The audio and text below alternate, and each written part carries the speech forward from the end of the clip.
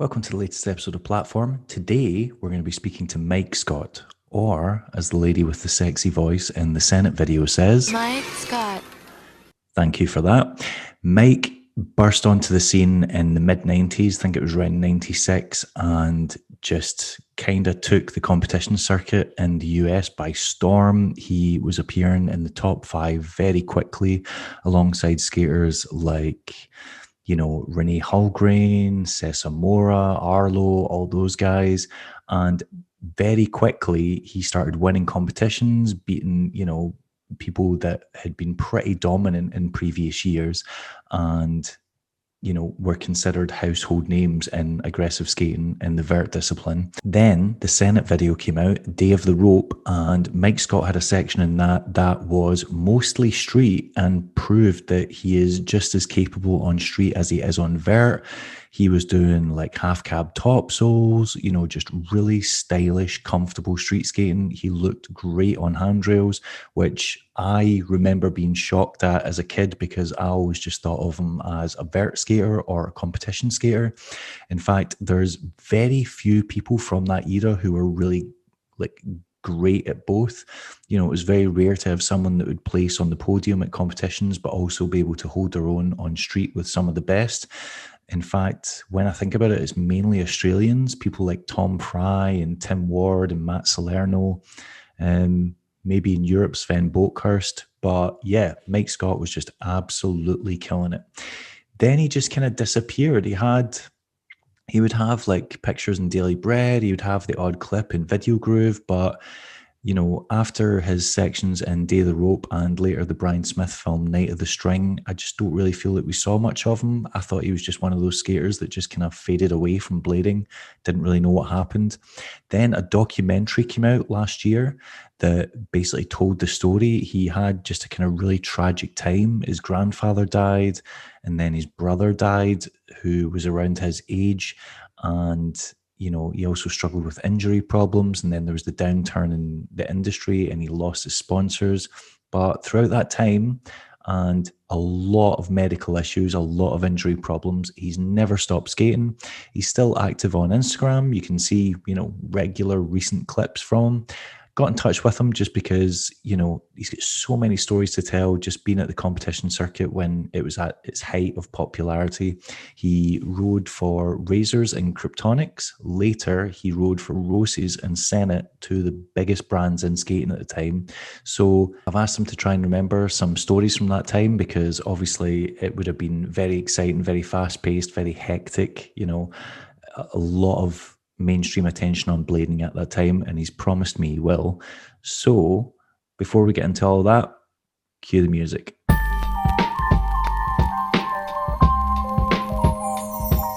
The platform. The platform.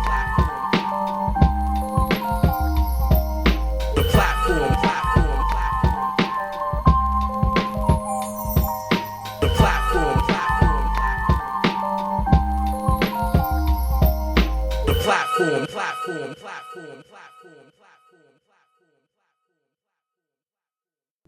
The beard's grown in quite a bit since I saw that documentary about you, Mike. Oh yeah, it's coming in nice. Where's the camp? Is it over there? Oh well, figure it out. Yeah. Sorry. Yep. Technology continues to baffle me as well, and I'm apparently know what I'm doing. So yeah, when that came out, I'd just kind of, because obviously I remember seeing you in like NISS competitions and stuff like that in the 90s, and you just kind of came out of nowhere and started like appearing in the top 5, then the top 3, and then like basically beating the big guys like Cessa Mora and Renee Hallgren and stuff like that. But I just kind of thought you'd because so many skaters from that era just disappeared. They just quit or lost interest or got injured.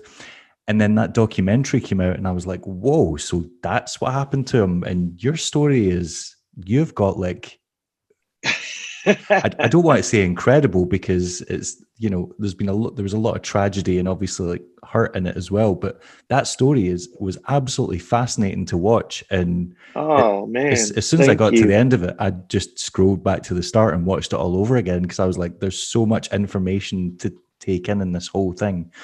Oh, that's so cool.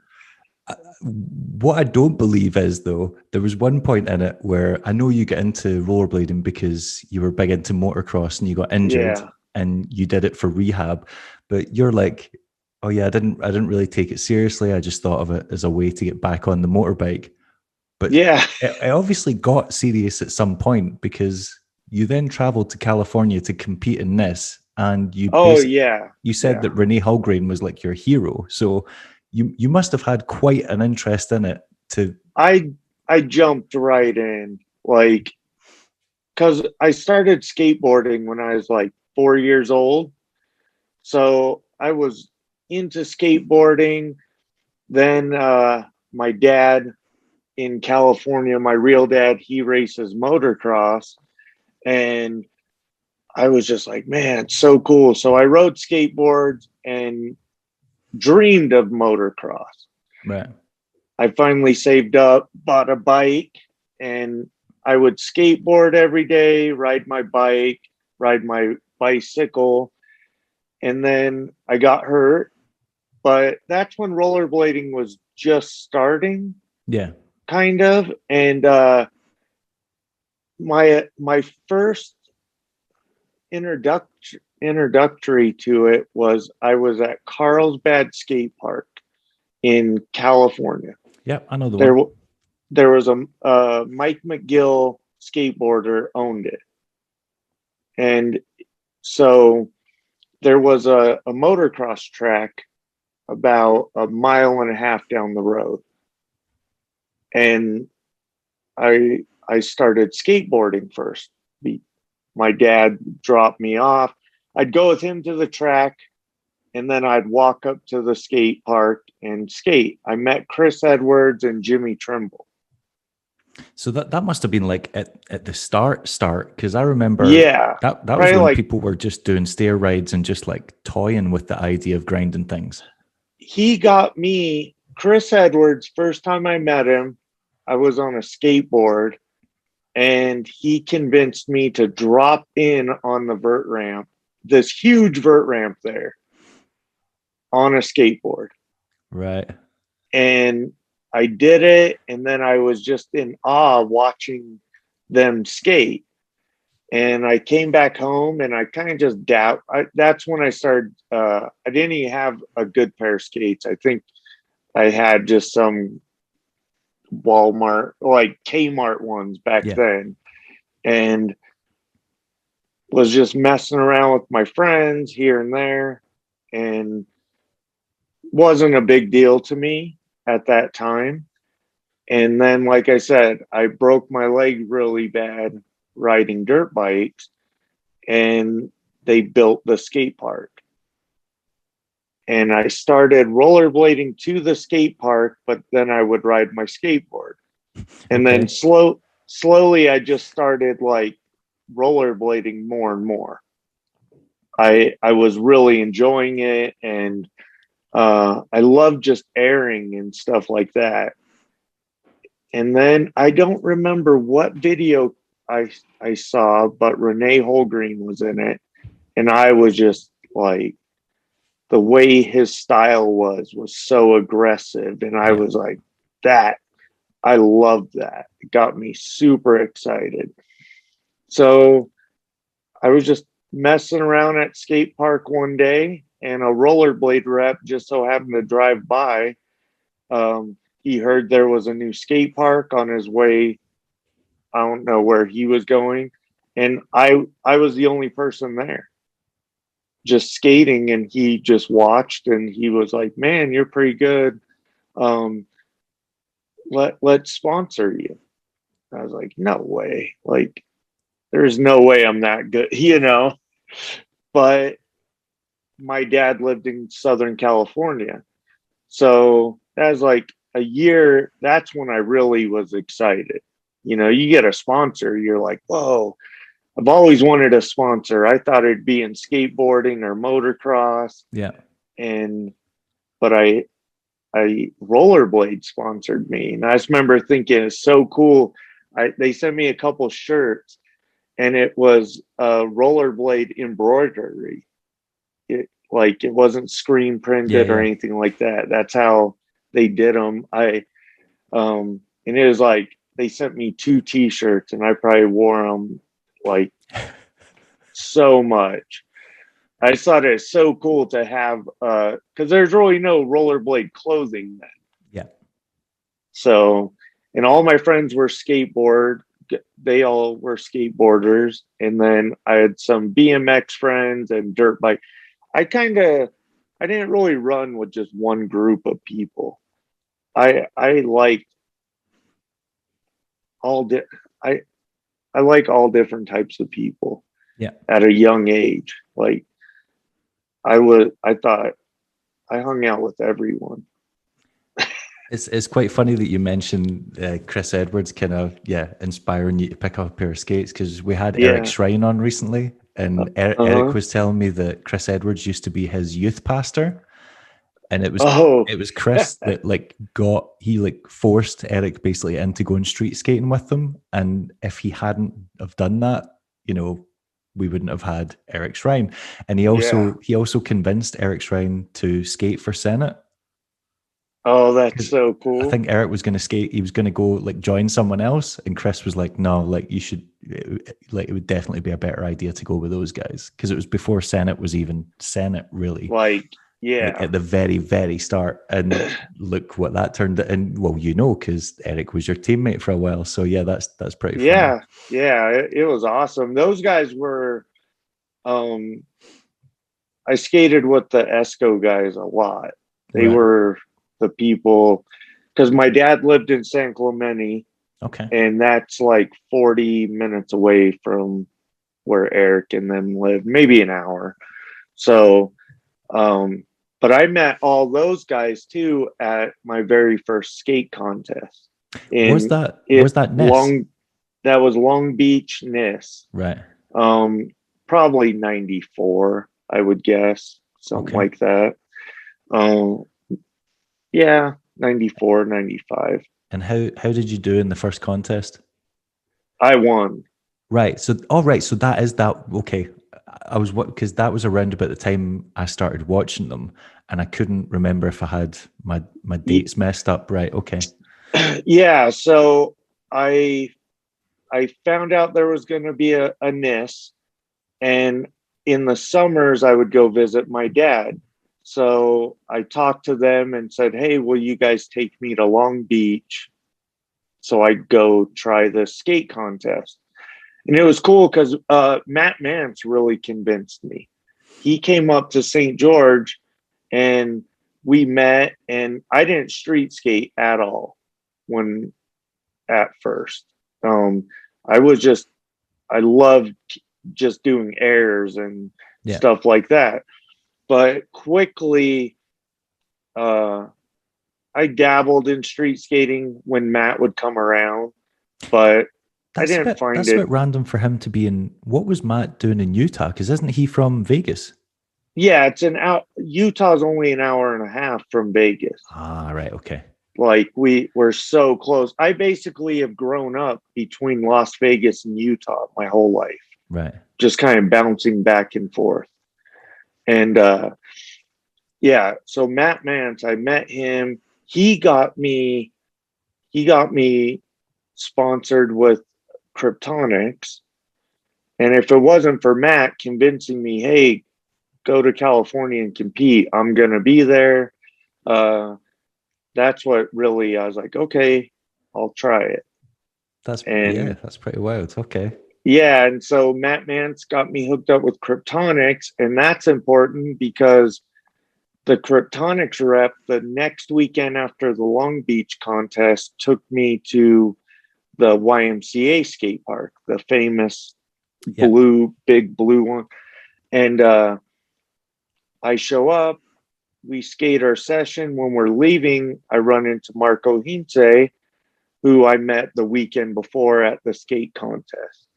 And he was like, hey man, I'm here doing a photo shoot for a new skate. And I met Rich Cook. He's a photographer. He was the Razors team manager for quite a while too. Okay. So that I met I did a photo shoot with them. They asked me, Rich said, hey, I'll send you some pictures if you could skate with us. And, I'm like 14, 15. I was like, what? That's awesome.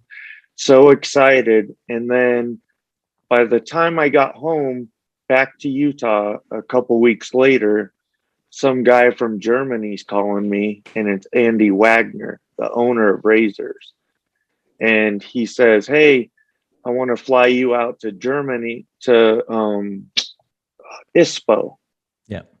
And do the ISPO and all that. And I was like, kind of sketched. Some random guy never me offering to fly your kid out to, like pre people having like internet in their homes. You can't do a background check on them. It could literally be anyone calling you. And so we kind of left it up to fate.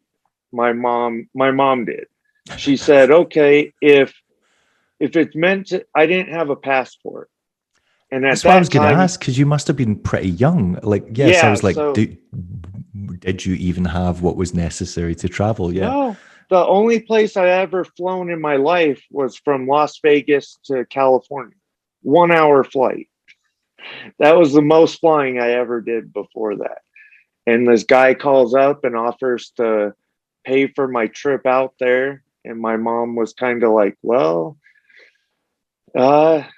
let's put it up to fate. If he can get his passport in time, you go. How old were you at this time? Yeah, it's crazy, bro. You must have been like 16? Like, no, even? Like 14, 15. Okay. Like young. Yeah. I would say 15 because I remember Andy paid me and I used that money to buy my first like piece of crap car for like $1,200. He paid me $100 a month at first, right? Like, and then skates and travel, stuff like that. But so yeah, he calls up. We say okay. We mail everything in, and this is back when you had to mail everything, so it would take a long time. Yeah, and I got it back in like 2 weeks.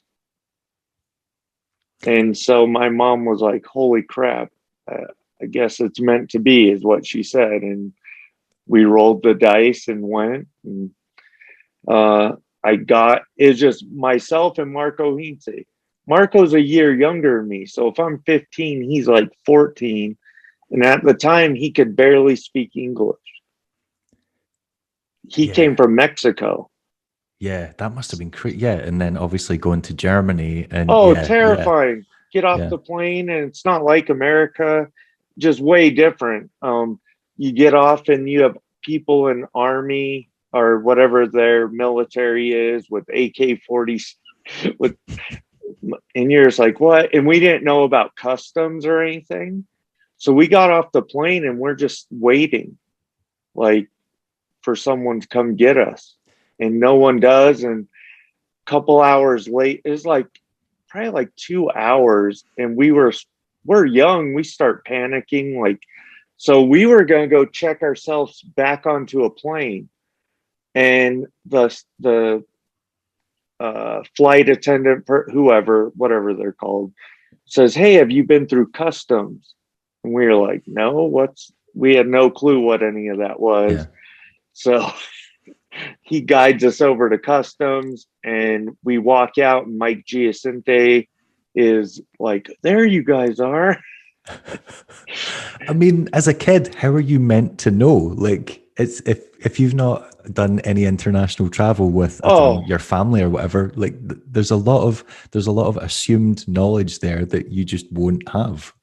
Yeah, it super looking back, I'm like, holy crap, like I can't even picture. I have a daughter, it's 22, and I worry if she goes anywhere. Yeah. Although it's different time now. Like I remember in the 90s. Can track them now. Yeah, in the 90s, like your parents would just kind of let you run wild and you came home when you came home. But now that we know and the internet is fed into this. We know of all the threats and dangers out there, and creepy, weird people there are. Like, it's just there's such a thing as having too much knowledge and it just being a negative thing. Oh yes, sir. I'm with you on that. It's crazy thinking back, like about that. No, we were like the last free range kids. Yeah, pretty much. Yeah. Yeah. Nowadays, I've got a daughter, and there's no way in hell I'd let her go and run the streets on her own at night. Not a chance in hell. oh yeah, it's like what I used to literally just tell my mom, "Hey, I'm going skating." Okay, be 10 o'clock at night. Come home at midnight. Yeah. Just as long as I checked in every couple hours. So it's crazy to think that you basically ended up, as a young teenager, ended up in Germany, all off the back of that one competition in Long Beach in California. Yeah. What was that first event like? Because the NISS events used to have, even, like all the regional stops, relatively big crowds. What was your experience like when you got there? Did you not get to the event and be like, holy shit, I don't know if I'm actually like... Yeah, I got very lucky. The very first event was in Long Beach. So I had some of my friends from Las Vegas were there.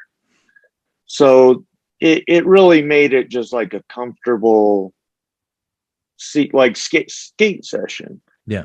Just skating I had 4 or 5 friends from Vegas that they would come up to St. George because that was the closest vert ramp at the time. Ah, right. That makes sense. Okay. So they would all come up, even the closest skate park. So they would drive the hour and a half, 2 hours, stay the day, like be there morning till close. So we all got to know each other. And the very first event, we all just so happened to have went. We didn't like coordinate it or anything. Yeah.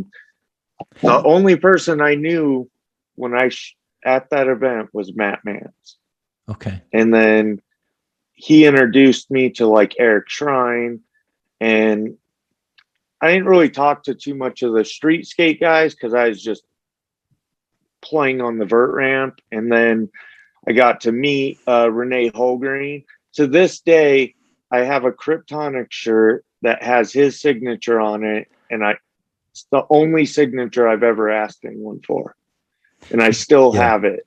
He was like one of the rock stars of Vert, because obviously if anyone had seen Hoax 3, they knew he was a big partier and he was a big drinker and loved to have a good time. And then when you saw him on the Vert ramp, he didn't look like any other skater on the Vert ramp. He had the wild long red hair. Yeah. He did he was doing like the flips that no one else was doing at that time. And everything just looked really chaotic and dangerous, but yet he somehow managed to just survive the runs. And when you watched him skate, he made Vert look scary. Like he made it look dangerous. Yeah. Like it wasn't like this beautiful flowing. It looked like strong and powerful and just like aggressive. And I was like, man, that's awesome. And then so I go to the first event and I only practiced like airs and stuff. Right. And all of a sudden I find out they're judging on grinding and all this stuff. So I literally started learning like soul stalls. If you ever can find the video, like I'm doing just soul stalls and stuff like that. But my runs were good enough to win. But yeah. Is that the one where you beat Renee and Sesamora? So that's so go like a year later. Right. Okay. So I go to that first year is pretty crazy. I go to my first national skate contest. I win. But Lausanne, Switzerland was the same time. They used to do them like the same weekend. So you literally had to choose, stay in the States and compete there or go to Switzerland, the ISPO, and do all that. So my very first event, I show up to ISPO. They have this cool ramp set up for Marco and I and a couple other skaters from Europe. And I'm skating and someone says, "Oh, there's a Roces thing," and that's at time like the Roces team was the best. Yeah. So, but what it was just so cool because I showed up and Renee remembered me and he introduced me to like Arlo and Jess. I have pictures of when I first met them. And I just remember thinking it's so cool that he remembered who I was. I mean, if this guy comes out of nowhere and then beats you like a Vert like you're good, that's going to stick in your memory. Well, but he didn't skate that weekend. Oh, He right. he Okay. he Right. he was hurt or something, so I never even competed against him. He Right. was Okay. just at he just so happened to be at that event. Like That makes he was sense. just Right. hanging out more than anything. So I go to ISPO and I just remember doing one of the last demos and I look over and like the whole Roces team is watching Marco and I. And I just, that is like one of those, oh man, your peers are watching you, like people Yeah. you respect, look up to. And it super cool.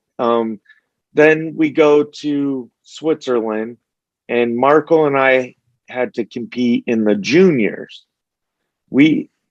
So they have like a June, I don't know if you remember, they had like what they called juniors and then the pros. Yeah. So Marco and I compete in that. I won that.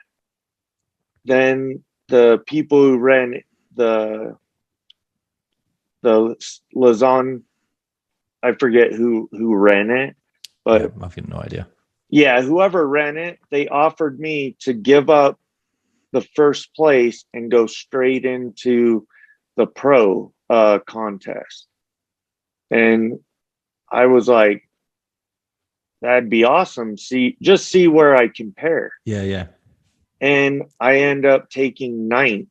So at the end of the day, I end up ninth in the world in like my third contest. And just Plus, like, yeah, like for such a big event to even, yeah, just be even in competition with it is instantly going to make people know who you are and like bring notoriety to you because they're going to be like, who the hell is this guy in amongst the best vert skaters in the world? oh yeah, and I just remember looking out, and at that time, thousands of people would show up to those events. So I just remember I have a picture of just like I'm doing I want to say a mute grab or something, and I have it tweaked, and you could just see all the spectators in the background, Oh yeah, and it basically looked like a music festival. yeah. So I got to meet all them, and then something awesome happened. Tori Terceder moved to St. George. You don't get to skip through that quite so quickly because Ah, what was it like where are we being going? what was it like being a teenager in Germany and for Espoo and Oh, Lausanne?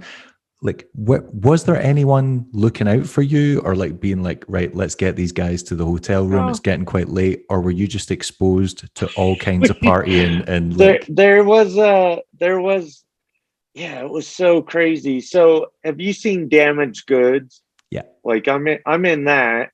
That's like I just remember that came out and they show a couple clips of me and I just remember like, oh my God, I'm in a T-Bone Films. Like I thought it was the coolest thing ever.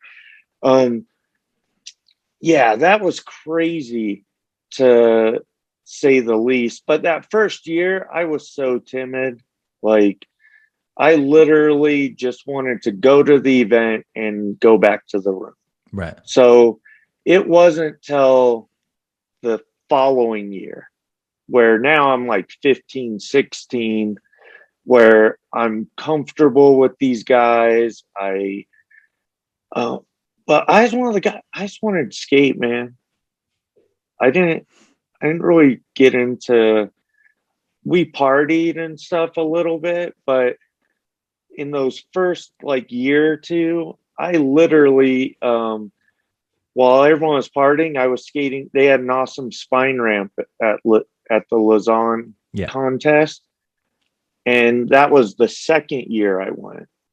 And other than that, though, I just literally went to the room, went to the event. That first year, I didn't do too much exploring outside of the events or even hanging out with anyone, because I came from a little town in, well, even though I grew up in Las Vegas and St. George, the bulk of my life, you move to St. George, it's a small little town. Right. St. George, Utah is not a big place.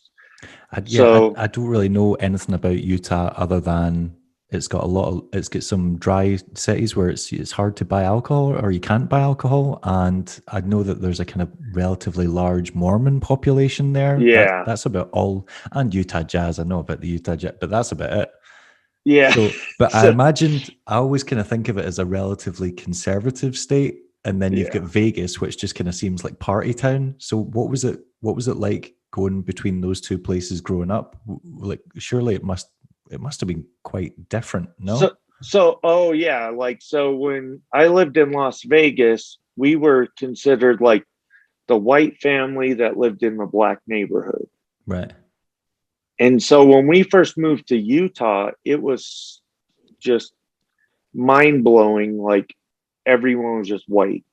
Okay. So culturally, like that, those differences were a big shock. Um, but with skateboarding, anything, like skateboarding, I immediately found other skateboarders because you had skate shops. So St. George had one skateboard shop. You'd go hang out there. Someone eventually would come in, you'd go skateboard together. Right.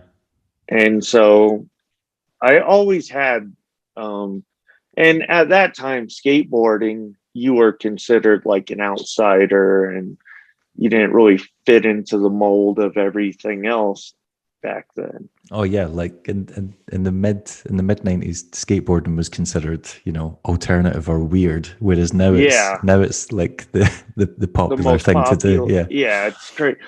But I kind of always knew it was going to be. It's just one of those things in my head. There was no same with rollerblading. All of these things that are huge now. When I was doing them, I always just pictured it.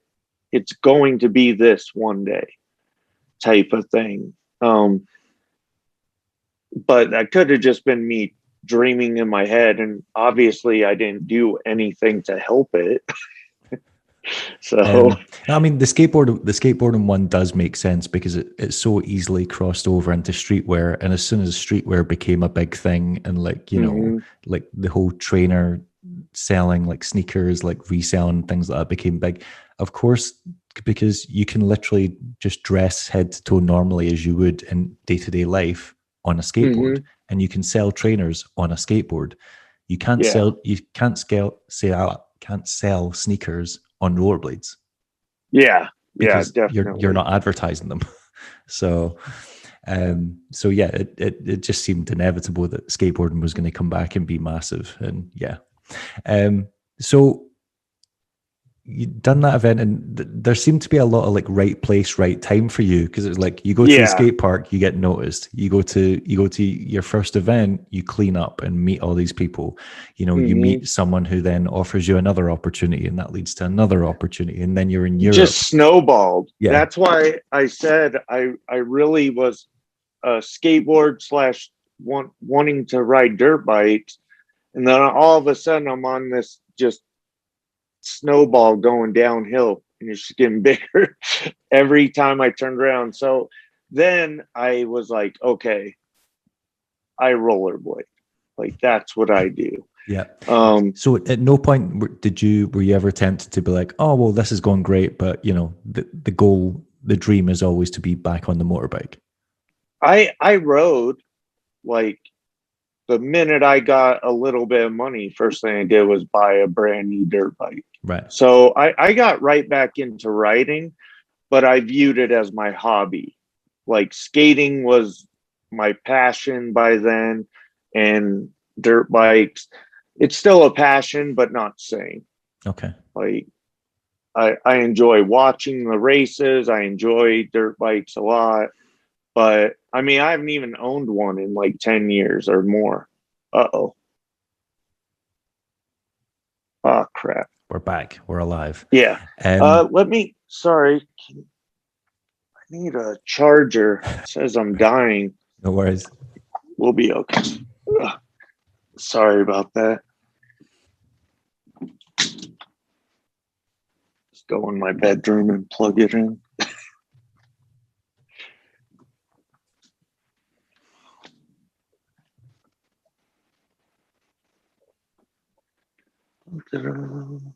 Okay.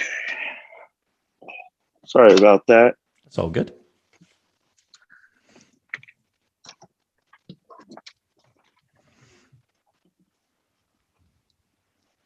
There we go. So Now we're back. you were on Razors and Kryptonics, and Andy obviously ended up flying you out to Europe to do things like ISPO and Lausanne. How did it transition from being Razors and Kryptonics to being Roces and Senate? So I had a falling out with Razor. Sorry, gotta figure this. I had a falling out with Razors. Right. So I go to Switzerland the first year whenever that was. So we're getting ready for ISPO again. So we're about a year later. I was in California. I was just kind of hanging out, and Marco and I were skating, and my grandfather dies. And I'm in Mexico, and my mom says, "You have to come home." And then a big ordeal between them and my mom and me ultimately led to me just saying, like, I'm not, fuck you guys, basically. Yeah. So, like I said, looking in hindsight, we both probably could have handled it different, but I'm a kid. I was about to say the difference is like there's no way you're going to handle that as an adult because you're not an adult, and plus it's your family. If your mom's like, "Come home," you're a kid. Like you do what your mom tells you. So my mom, the compromise was like, "Hey, Mike needs to come do this. We'll make sure he's out to for the contest in Switzerland." And like, not really sure what transpired in between everyone, but ultimately, like, I just was done arguing and was like, "No, I'm done." And I just left Razors. Right. I in the end, like, ended up flying myself back, dropped off my skates just in a garbage can and left. And flew myself home. Razors offered to fly me back, but at that point I already had a ticket and all that, and just flew myself, left them. So I get home. There was a sporting store that had a pair of Oxygens, and I bought those. I bought some Cosmo wheels at that time. And just because they're the best wheels. I know. Yeah, well, it sounds like you just went for the full manual biller setup. Yeah. Yeah, okay. Basically. And I just flew myself to San Francisco. There was one NISS. I didn't skate any NISSes that year. I skated all ASA with Razors, just did the ASA tour. I went to NISS San Francisco, and it was just incredible. I show up, Renee was there, and Renee and I end up in the finals. So it's me and Renee going head to head. I try a 540 to 720 to a fakie 900, and I fall on the fakie 900. He lands all his tricks. He wins. Go a couple months later, I'm at NISS in I think is Huntington Beach. This was like the The NISS, the finals, the NISS series finals. Yeah. Yep. And Because this is the one that John Julio beat Jeff Loretto in, right? yep. Right. And I won the Vert. Right. But same thing comes down to Renee and I, and he falls and I win. And so then the main person for Roces was there, and for Roces USA, not Italy. They had an after party. At the after party, Renee introduced me to her and was like, "You should put Mike on the team." So they sent me a pair of skates, and that was it. I rode Roces for a few years, and I mean, that's pretty awesome, getting the seal of approval off like the one guy in the sport that you have the highest respect for. Yeah. Oh, and that, so now I'm like a year into it. We're young kids just partying, and they would throw these big after parties and be like, no alcohol. Everyone found alcohol somehow. Yeah, I mean, you can't, and like just the type of activity that any extreme sport is, it doesn't lend itself to people who follow rules, like especially like street skaters. Street skaters are used to breaking and entering, damaging property, like getting into trouble all the time. So if you're like, oh, you can't do this, the majority of those, especially like testosterone fueled teenage boys or like young men, they're all going to be like, we'll find a way. Yeah. They so, but in the middle of that year, Tori Terceder moved to St. George. Right. He used to live in Salt Lake. They moved to St. George. I come back from so he moves, and that whole year he's like begging us to go street skate with them, and I just wasn't into it for some reason. And then my best friend starts street skating with Tori, and they finally convinced me to go. And the first day I learned like 4 or 5 tricks on a handrail. And I was like, oh, this is pretty fun. Yeah. Well, when the progression's that fast, you're going to be like, oh, this is exciting. Things are moving quickly here. Okay. Yeah. So then I was one of the few guys at the time, except for Tom Fry and the likes of him. I started putting more grinds and stuff into more lip trick, whatever you want to call them. Yeah, on Vert. People used to comment on you having like, it's quite funny, they would comment on you having a street style on Vert, but you say it yourself, grinds came very late to you. You were all just about trying to get as much air as possible. Yeah, but really, something about grinding on a Vert ramp is so scary that it made street not scary. Well, a handrail doesn't have a 12 to 13 foot drop. Yeah, and in St. George, for some reason, we had a small rail scared me. So I would rather go like do a 16 stair rail where everyone else wanted to do a 6 stair. Okay. And I was terrified because you would hit the ground so hard on a small rail. You miss, you basically catch your sack on the very end of the rail and head first into the ground. I suppose, I know, yeah, it's like everything's very, like if it goes wrong very quickly. Whereas if you're on a long rail, you kind of notice that, my balance is off. This is no good. Yeah, I know what you mean. But if it wasn't for like Tori coming and him becoming really good friends with like my best friend at the time,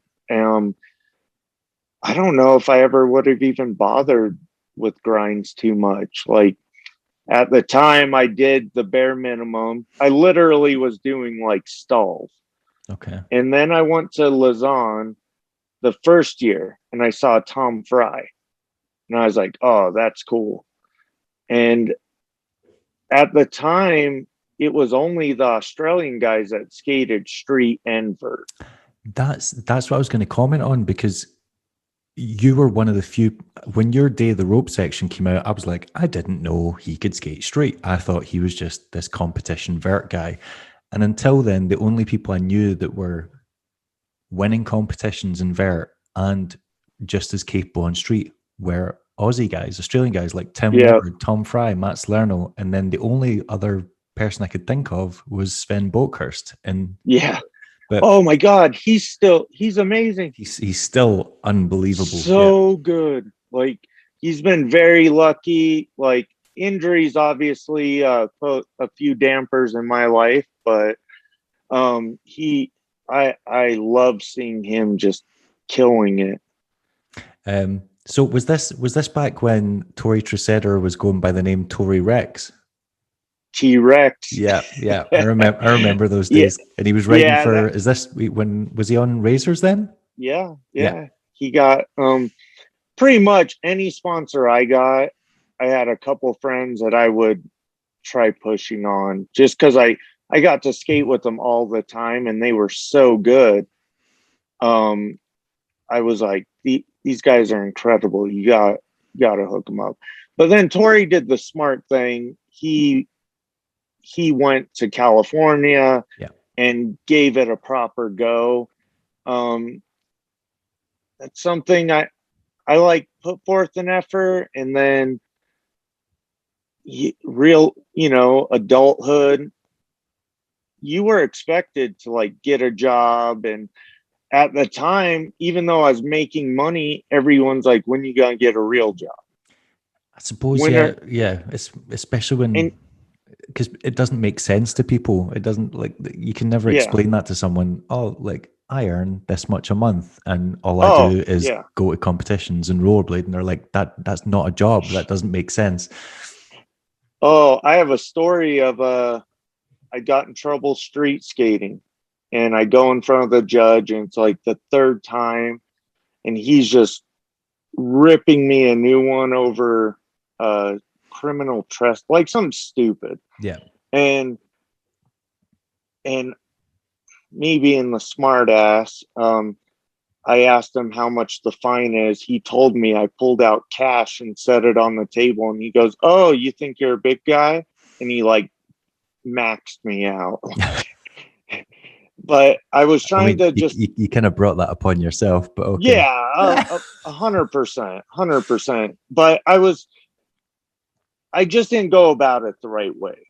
Yeah. It was like I kept telling him it's my job, and he's saying there's no way you make enough money. And I said, tell me how much this fine is. And he told me, and I pulled out a wad of cash, and he's like, oh, well, it's actually going to be this much. And I was like, well, that's what I get. Yeah, like I don't feel so clever now. A minute ago, I thought I'd won this, but no. I thought maybe, because I would tell him, I was like, sir, this is my job. This is what I get paid to do. And he's like everyone else, oh, it's a waste of time. It's not a job.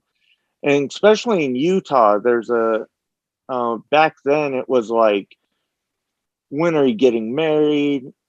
That when you gonna start a family, all that kind of stuff. And so I had a lot of different people in my ear, and you never know what to do when you're that young. Yeah. And then I had a good few years, luckily. And that's what I was going to ask, because you were right. Yeah. So you were sponsored by Roces, you were sponsored by Senate. Were you not on Pawn as well? Is that right? Yeah. And who? Scott Walker. Man, I remember that. Yeah. Who? That guy took super good care of me, even after Pawn. When Roces dropped me, so I got hurt. I had a year where I got hurt really bad. I had like 2 knee surgeries, And Roces was just like, hey, you're not. They were all about winning. So it was like, hey, you're not winning. We're not renewing your contract. So And I they was like, ended it with you, right? Because yeah, there was yeah. other people who I remember. I can't remember who it was. It was someone that kept getting hurt, and I remember Roces just kind of kept giving them, like, just kept them on. Who was it? That's totally escaped me now. But yeah, I remember like some brands were like surprisingly lenient with some riders, and then really tough on Yeah. others. Yeah, it was like, hey, you're not winning. Because the first 2 years I skated for them, I would go to a contest and I would place in vert and street Yeah. in most cases. So they like that, but when you start skating street a lot, like the injuries are vert's much more forgiving. So I was skating street a lot, and I tore the knee that I blew out when I rode motocross. Um, I've had it rebuilt 7 times total. So I've Yeah, had that's 7 right knee surgeries throughout my career. how do they keep rebuilding it? Is there not just a point where they're like, we're just going to shove you full of metal? Uh, no one wanted to do it because of how young I've been. Right. And then the last time I went in, the doctor's like, he was a really well-known sports doctor, did a lot of UFC fighters, did a lot of football guys, stuff like that. Okay. So I go to him. He's kind of a ball buster. After my surgery, he says, well, I did what I could. And I was like, well, what's that mean? Yeah. I thought he was going to that's a be like, scary thing to say to someone. You're like, yeah, what? I was like, I thought he was going to say something and start joking because that's the type guy he was. But he was like, no. And I'm like, okay, what's that mean? He's like, hopefully I bought you a couple more years. He goes, you really need a knee replacement. So now I'm just kind of holding out till it goes one more time and that'll be it. So around before the injury started happening, there was obviously like a couple of years where it was just going really well for you. Yeah. And you were winning these events. What were like, can you even remember all the events you won, or like some of the like highlights as far as you were concerned? Like obviously there was the NISS championship, which that was a big one, but a lot of the stuff I honestly like, I just wanted to go skate. yeah. Even now I'm like that. Like that's why there's no footage really of me. Like I hate going out and trying to film. I'm one of those people, like if you just film me, something good will come of it. If you want me to like do this line in a particular way, it doesn't work. I have to flow. You say that, but then I remember because I was talking to Eric Shrine about making the first Senate video, Day of the Rope, and he said that they had so long to make that. He was like, it was great. We went on tours, because I was like, did you guys know this video was getting made? Because I remember a lot of people being quite surprised when it came out. And he was like, oh yeah, we did it. But then there was other people like the California guys did. Yeah. Everyone like else. Yours was filmed in a very short space of time, and you still came through with a very strong section in that video. And I know it wasn't one of your favorites, but it was like it had a good mix of street and park and vert, and you you killed it in that section. We skated. That was done in 4 or 5 days. Yeah. Yeah. So he came out. You saying that you can't handle it? You handled it. Like you were put under pressure. They were like, "This is the small amount of time you've got. No, but get to work." What they did was they just filmed. He literally would get in a space and be like, "Okay, guys, skate," and that's how BK shot me at least. And then every once in a while, he would be like, "Oh, could you redo this? I missed it." But that I don't mind. It's when I go somewhere and it's one trick in particular you want to get, and It just, if I don't feel it that day, I don't like doing it. Right. I'm a big, like, just flow, and something good will come of it. Just let me skate, and some stuff will just happen. What was, do you know what the significance was of the woman's voice at the start, or how they got that clip?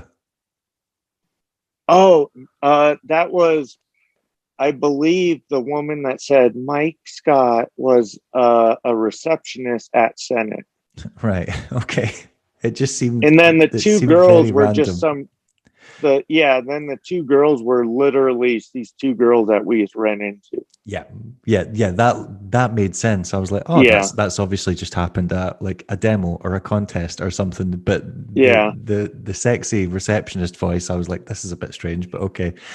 I guess I would call in and she would be like, hey, Mike Scott's here, but would say Arlo liked how it sounds.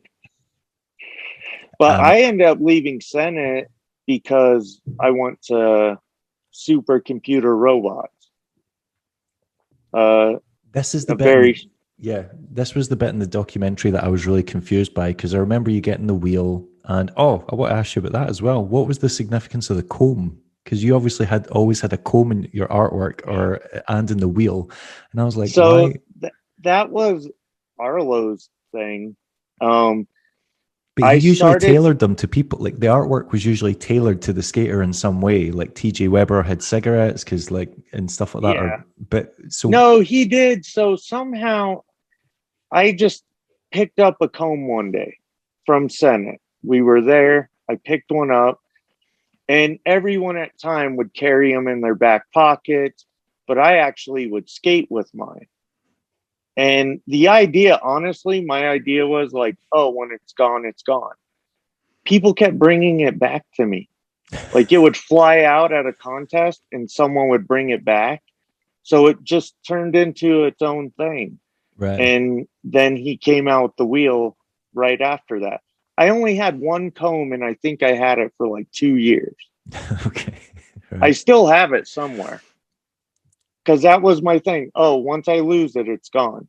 But literally, it would fly out of my pocket during a run, and a couple hours later, someone bring it back to me. All right. Yeah. So so you mentioned it really had no big significance or anything like that. That clears that up. So yeah, you mentioned, this was in the documentary. Obviously, Arlo wanted to start a different brand from Senate. It wanted to be like, have its own kind of different theme, basically. And it was all the kind of big competition skaters at the time, all the guys that were dominating events. So there was you, Marco Heinze, John Bergeron, Aaron Feinberg. Yeah. I've actually heard some like kind of wild stories about this, because they tried to get, I think it was Brian Shima. Yeah, they tried to get Brian Shima to join as well, and Shima went no, and ended up going with Shane and doing Mind Game. Yeah. Before starting 4x4. But I feel like supercomputer robots was only around for a tiny period of time, and it was like a year. Yeah, there was never any explanation from Arlo about what happened to it or why it died, or I don't even remember seeing the stuff in shops. I remember seeing a few people wearing t-shirts and hoodies with a skull on it. I remember seeing a few sets of wheels, and then it was gone. Yeah, like the gist of it, him and Brooke were having some issues at Senate. I think Arlo just wanted more control, maybe. I don't know. I've never really talked to him about it. But I know he was just like, hey, I'm going to fold this up. Sorry. So he right. That was because I thought Supercomputer Robots was running at the same time as Senate. So he quit Senate to work on that. No, he was doing both. Right. Okay. But him and Brooke had like a similar jobs at Senate. And I think creatively, I honestly don't have, like, I've never asked Arlo. That's just basically what you've like heard. Yeah, he like he said, I'm sorry, but I'm gonna close it up. I was bummed because I finally got on the team that I felt I should be on, like I fit in well with. Went to this team that I was like, this is amazing. All of us skate street, all of us skate vert. We're like one of the rare teams that can show up and kill anything. Yeah. And every guy was so good. And so it was disappointing in that aspect. We talked about doing like Arlo had these cool ideas with like having the vans be like all black vans and us basically just show up. They would set up demos, us show up, destroy, and just leave. Stuff like that. Like Did any of the ideas he came up with for the brand, did any of them actually happen? no, like I think Marco Hinte had the first ad in a Daily Bread. Right. And then we shot my ad at a handrail. He had me. I was in all black skates, black everything, and we did it at sunset. And so you could just see this black figure like grinding down a rail. Yeah. It ended up being in some video as an ad in Australia. Okay. But it folded in between that. So did Arlo, because from the way it was set up, he said that he took all these people to like hotel rooms and basically tried to get them like onto the team, and it was all very corporate looking. I remember Aaron Feinberg talking about it once. Did he give a reason Not for me. why? Oh, right. Okay. He's just like, he legit was just like, hey, Mike, I'm starting this company. And to me, like Arlo, I would go to California, stay at his house. Like I felt like we were friendly, like, and he asked me, I felt honored. So I went with it. I took a jump. yeah. Didn't work out. No big deal. So at the end, did he give any reason for why he was ending it? Like, was there any indicate? Nothing. It just stopped. He did personally like tell us it was ending, and like we briefly talked about me like maybe taking it over, but I recall I was like, no, I'm not that type of guy. Like I can't run a company. That's not my deal. Plus, it's a lot to ask of a teenager that's trying to be a competition skater to then, hey, do you want to do this as well? That's a I lot. just have I always felt like I'm not an art type person. Like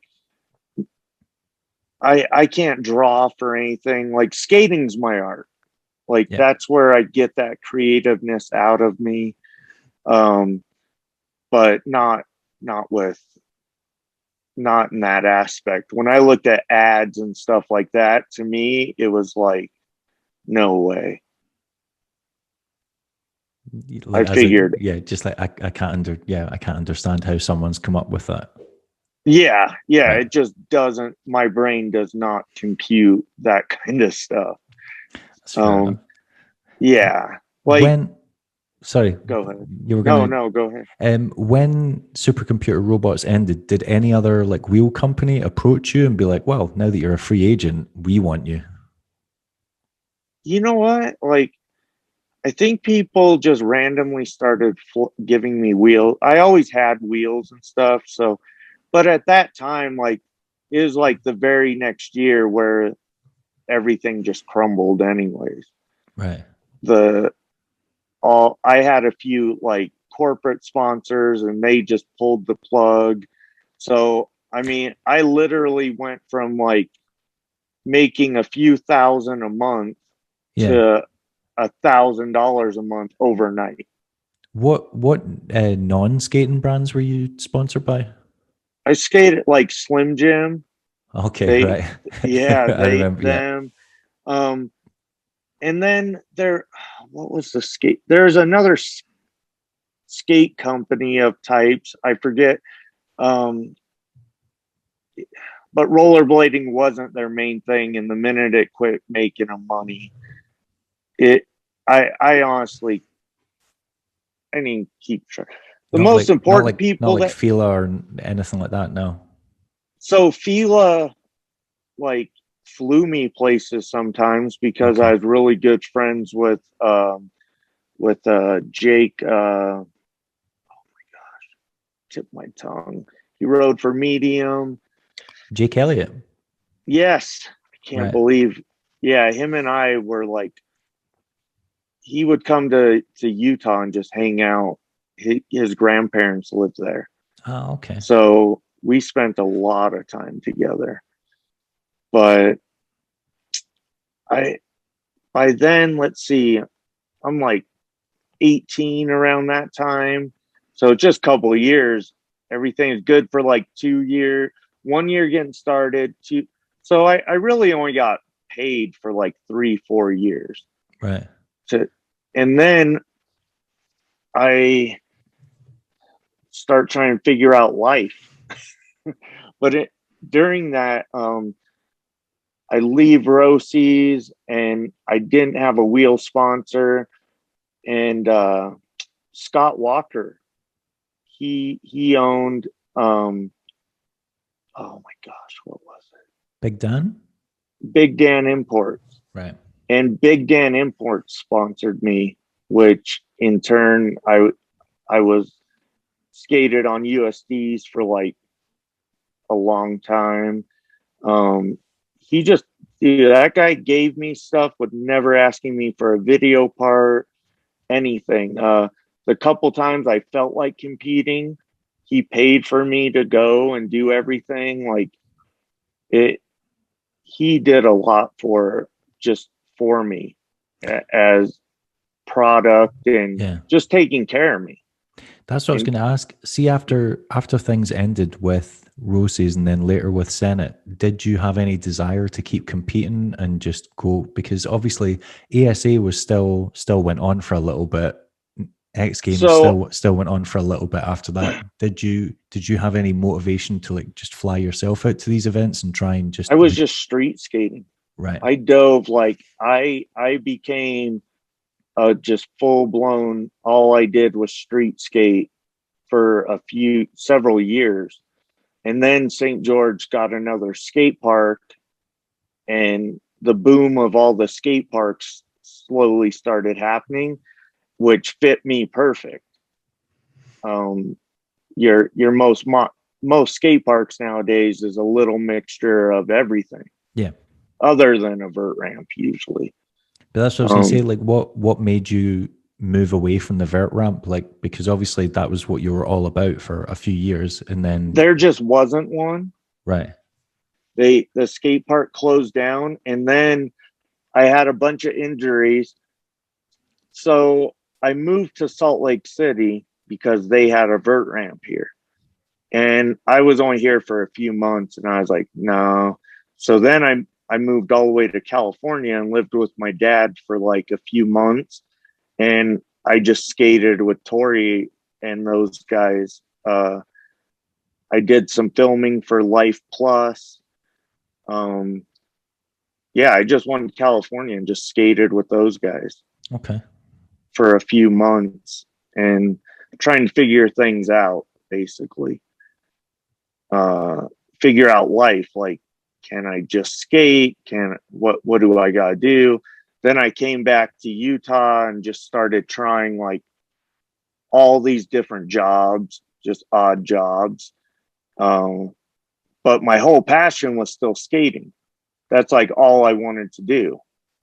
But but by this point you'd obviously decided that you didn't want to kind of continue along the competition circuit because the competition circuit was still going. It might not have been yeah, as lucrative, yeah, but it still existed. yeah. I just kind of just injury, riddled with injuries. Like I'm one of those people. I go I don't know how to just kind of like chill. Like I want to go hard when Yeah. I do stuff. So I get hurt like a lot.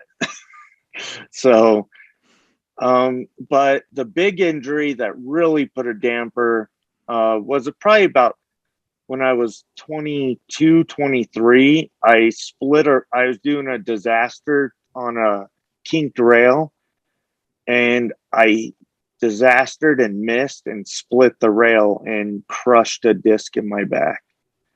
And that's when my spine problems started, and having back surgeries and all that fun stuff. Yeah, because is that around the time that you had the kind of mystery illness as well, where you basically ended up? That ended was- up being like 10 years later. That was roughly. that far later. Okay, right. Yeah, so I got sick when I'll be 42 like in a week. Right. So in my 20s, So let me get this straight. So you went through all those knee injuries, which is insane, like an insane number of knee injuries. Then you have the massive spinal injury, and then after you've got over all of that, a decade later, you almost die from something that they. Yeah. Do you even know to this day what it was? It was pneumococcal pneumonia that went septic. Is all I know. Okay. Yeah. I had like pus coming out of my nose for a few weeks. But at the time, you know, by now I'm 30, in my 30s. So let's go back a little. I kind of step away because I'm trying to figure life out. Yeah. You know, like, but I'm still skating like every day. And then I finally decide, okay, I'm going to do air conditioning and heating. So I go to back to Las Vegas, and I do air conditioning and heating. And while I'm doing that, I do some shows at the MGM on the weekends. They had like, I don't know, you just did demos basically. Some kind of like Cirque du Soleil thing or something, maybe? Yeah. Kind of like that. Yeah, it was, I forget what it's called, but I would sub in for a couple guys so they could go compete, and I would just kind of pop in here and there, do a weekend. So I was doing shows and going to heating and air conditioning school, like a trade school. Yeah. I get done with that, and I move back to St. George, and I get hooked up with a great family-owned company, and they were more than happy to have me like work in the summer, and then spring and fall I would go to California and do my skating stuff or go on skate trips. So it worked out well. And then 22, 23, I split a rail and crushed a disc in my back. I'm dealing with that for like a year, trying to get that figured out. So I get that figured out, start skating again. Everything's going good. I have a kid. I get married. I have a kid. Things don't work out with her and I. I meet my current wife, and we have a kid together. And so you're talking like, by now I'm like 28. I get into fighting, like professional. Oh yeah, because you got into like, it was MMA or something. Yeah. I was always a big boxer. I loved boxing when I was a kid. I loved fighting. It kind of sounds like you just like getting into anything that can get you really, really hurt. Basically, I for some reason just like pain. Motocross, I don't know. Skateboarding, rollerblading, getting punched in the face, right? That's basically what happened. Is like, well, I started training so I could get back on the skate. So I was like, okay, I was dabbling in skating, but I was like, everything's so stiff. Okay. I think I seen that Mike Budnick got into it, and I was like, Oh that's yeah, so yeah. cool. He's I'm huge gonna now. do Yeah. it. I'm gonna do it. So same thing. I dove headfirst into MMA. Got way into training, and I mean, I was training like 4 or 5 nights a week, skating on the weekends, and working in between all that. And then luckily I had people that would help me watch my daughter at night, so I'd go train, stuff like that. And So so much you must have fun. been in good shape at that time, because, you know, if you're doing all that exercise and all this, like, Yeah. and it's not like you can be partying, because you can't do all that and have time to like be socializing that much. So in between that, I did never got into partying too much. I did dabble. Like, I was a weekend warrior. Right. Thursday come, go to the park, start your party Thursday. Um Stuff like that. But Okay. once I had a kid, that was it. Like, That's what I mean. Yeah, like it takes up all your time and nuts yeah. and energy. Like any enthusiasm you have for that, you're like, no, I can't. Too So tired. I can't my bother. daughter, I used to take my daughter to the skate park in her stroller and just put her in front of, like, there's this mini ramp bowl section, and I would just skate that section. And then when I'd go skate a different section, I'd wheel her over. And No way. Okay. she would go to the tattoo shop with me. I took my kid everywhere with me. Like, I wanted to do the things I liked, but I never wanted to do them without her. Yeah. Plus, So that's quite she cool, just, because she's got to have some kind of residual memories of those being like, oh yeah, like that kind of rings a bell. yeah. Oh, yeah. And there's like pictures of her in the background at stuff. And um, when I met my wife now, I was just getting ready for my first pro MMA fight. I did the fight, things went well. Then I got offered a spot on the tap out team, and they had a gym in Las Vegas. And so I moved to Vegas with the thinking, oh, I'm going to become a professional fighter. And I'm there for like a month, and I blow my knee out. All right. So, my knee just I didn't fall. I didn't do anything. I was getting out of an attic. My knee popped and it exploded, basically. Okay. So I had to have another knee surgery. So that was surgery number 6 in my 20s on my right knee. So I had 5 surgeries before that.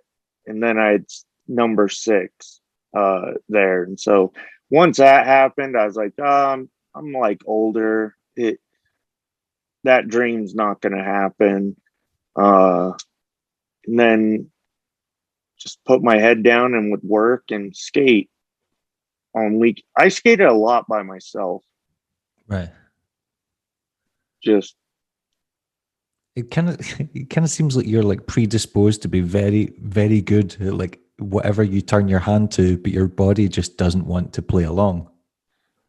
well, yeah, I've beat it up since I was like 4 years old. I've been Yeah. getting hurt. I used to jump off roofs, and when I was like really little, my mom said when I was like 4 or 5, I climbed up on a 2-story roof and jumped off onto some mattresses. Like, just one of my kids, she said, Daddy, they're learning about the body. And she told her teacher, my dad's buttons broke. And the teacher looked at her kind of funny, because the fear or pain in your head, like, she says, mine doesn't work. I mean, So there does have to be a certain extent. I think most vert skaters are actually predisposed to kind of be like that. They have a certain kind of ability. I call it like let go skating, where you're just able to like to skate a ramp like that, like a 12 to 14 foot ramp, and oh just and have the mental ability to just go, I'm when I get to the top of that ramp, I'm just going to pump as hard as I can and yeah. see how far it's going to shove me into the atmosphere. I feel like you have to have. When I was a kid, I was like, "There's something wrong with these people. Like they're not right. Like why would you?" Yeah. Because when I see street skating, and I still actively street skate, I feel like it's so much more calculated risk. Like if you come off Yeah. early off a handrail, you can grab the handrail, or you can like roll off. You can roll out if you miss the ledge. You can roll out of it, or slide, whatever. I feel like if it goes wrong, 10 feet above a 12, 13 foot ramp, it's not Oh, calculated risk. You're just the dropping. some of the worst falls I've ever had was like popping out on a vert ramp and just landing flat. Because, like you said, you're 12 feet plus whatever air you caught, and you hit dead flat. Like Yeah. Yeah. If you it's drift, you're in a brutal. world of trouble. Yeah. Yeah, it's super. It's a brutal uh thing for sure. I'm like looking off there. Although I loved how earlier you were like, I feel so much safer on a vert ramp, and then you've just went, yeah. When it goes wrong on a vert ramp, it goes wrong, wrong. Yeah, I, but grinding on a vert ramp was terrifying. But that's what I like. I think it's good for you to make your butt pucker once in a while. And I still do dumb stuff like because of that. I want to like feel scared. The problem is it takes like it has to be pretty gnarly for me to like be scared of it. So that's the give and take of it all. Yeah, that's the yeah. You have to pay to play, basically. Yeah. Yeah. Like were there any moments during your skating career where you're like, this is because I feel like vert skating progressed very quickly to the point where the guys that were winning competitions were just ones that were throwing like a big spin into a run, or a Oh, guy that was yeah. throwing, Sessamora had like the massive laid out backflip. But then it got to the point where it was just like every single guy on the tour was doing either double backflip Oh, or yeah. flat spins, or just insanely Um, complicated spins and flips, where it felt like it just kind of got a bit insane, basically. when they got to that level, I didn't have a vert ramp to practice on. So I was trying to show up to these events, and I quickly, after not skating vert for let's say 6 to 8 months, in that 6 to 8 months, these guys jumped, leaped, and bounds. Yeah. So I was like, I'll just skate street. Because the That vert guys they were like the first athletes of blading, because the street skaters were just kind of yeah. winging it. They were just Oh in the streets yeah, doing we didn't. whatever. And then when the competitions came around, they just tried to do whatever they could do on the streets. But the Yeah. vert skaters were training. And you could Oh see yeah, that when because the vert guys were ripped. Like you would see the vert guys on the ramp and they had like six packs and muscles, yeah. and you'd see the street skaters and they were all just scrawny little kids. Oh yeah, yeah. It is a big difference. But yeah, same thing. Like I remember when I had a vert ramp, I mean, I would spend hours and hours just hitting air, back and forth, just to be able to do you have to get your strength and stamina up to a point to go as hard as you can for 60 seconds. Yeah, that's a long And time on a vert yeah, ramp. people don't even realize if you've never skated vert, you have no clue how exhausting that is. So it's crazy. I mean, doing a minute long run in a bowl or a mini ramp Oh, is tough. Doing it on a brutal. vert ramp is next level. Yeah. What's cool nowadays though is so many of the skate parks have big stuff. Like here in Salt Lake, that Vans has a Vans Bowl here where Right. they had a big contest a few years back, and they left the whole the bowl, and it's like my favorite place to go. It's so much fun. Haven't Street League left a skate park there recently as well? And Just this Salt Lake weekend, City? yeah, just this weekend they opened that. They were still building it last week when I went by. It was still, but it just got finished in time for the contest. Right. And they're going to leave it. It's right next to the Vans Bowl. So now I have like these, but Salt Lake has so many good skate parks. It's crazy. I mean, they have a lot. One summer, we called it the early old man session. Okay. We would meet up at like 7 a.m. at a random skate park every week. And I did that for an entire summer and still didn't skate them all. Yeah. Yeah. I mean, so, yeah, I live in Scotland, which is a tiny country, smaller than most states. And we have got, I'm going to say, over 100 concrete skate parks. Yeah. They're it's everywhere. So cool now that it's such a big thing that they're just skate parks are everywhere. But look at the level of skating nowadays. It is. That's what I wanted to ask you about, because the type of skater that you were, I feel like that's one of the most common types of skater there is now. And I kind of, it reminds me of when like Eric Bailey came up, because obviously you were skating with him in the early days when he was on Roces, and he was like, you know, the little competition guy and really young. But he did that tattoo for me. Oh, no way. And then he did, I don't know if you can see this one, the wings. Yeah. That one. He did those two tattoos for me like 2 years ago. That's pretty awesome. It's But when he like reemerged and had his second career and got on Valo and stuff like that, he was just that guy that you could, like you said, it had the whole kind of supercomputer robots vibe. You could take him to a competition and he'd win it. You'd take him to the street and he'd be the most like technical, biggest guy there. And or you'd take him to a bowl in a skate park, and it literally felt like there's nothing you can't put in front of him that he's not going to be incredible on.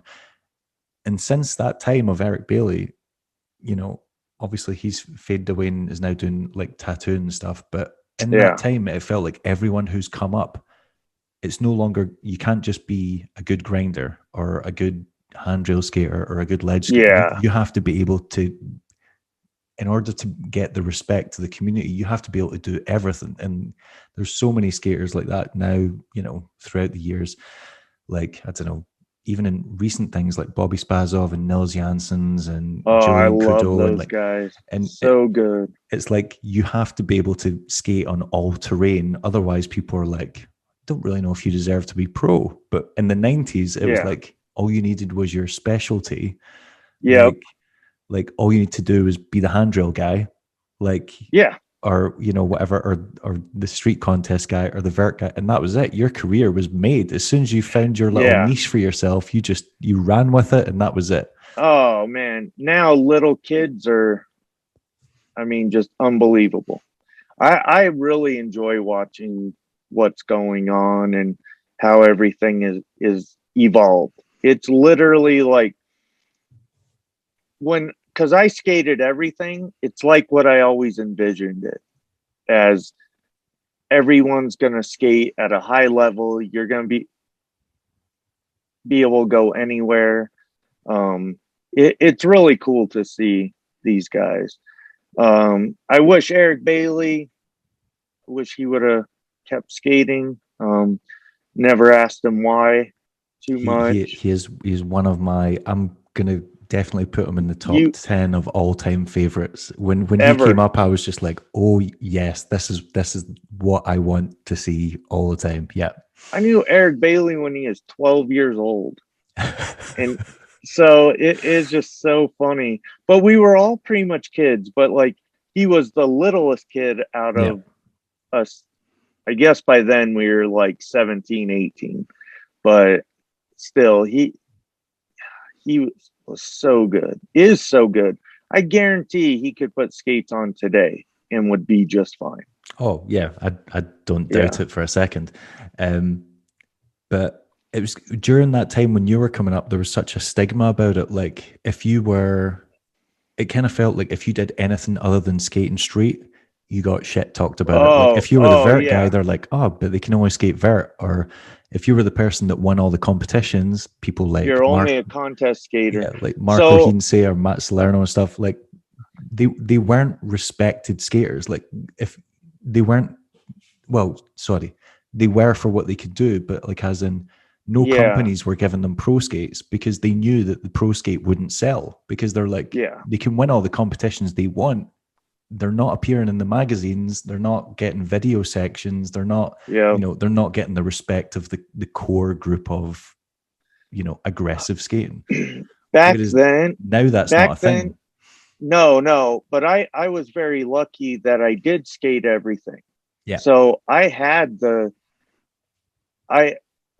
respect of like the core street skaters who, if you ran with the ESCO guys and they said your name and they loved you, everyone did. That was just it. Yeah. Those guys, because they were all in the magazines, because the magazine was in San Diego, the magazine was in Southern California. Yeah, everything was there. So if you lived there, that's one thing I always have wondered. Like, oh, I wonder a what if? What if I would have moved to California and just skated? But we'll never know. Yeah, but it's always fun. So. This is like, how much skating means to me. Before we get into that, did you ever experience that? Like, you must have witnessed it or overheard, like, there must have been these conversations where people are basically just shit talking on the other disciplines within the sport, because it felt like that was rife during that period.